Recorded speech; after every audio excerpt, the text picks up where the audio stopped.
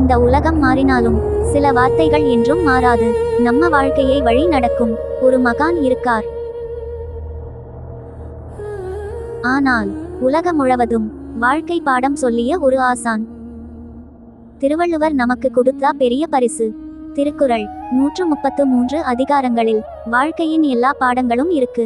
ஆறம், பொருள், இன்பம், இந்த மூன்றும் எங்கள் வாழ்க்கைக்கு வழிவகுக்கும்.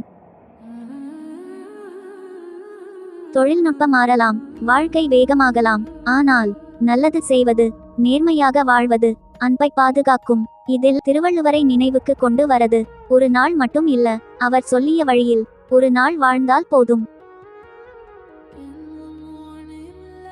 திருவள்ளுவர் தமிழ் மக்களோட அடையாளம். அவர் சொல்லிய வார்த்தைகள் நம்ம மொழியா விட பெரியது.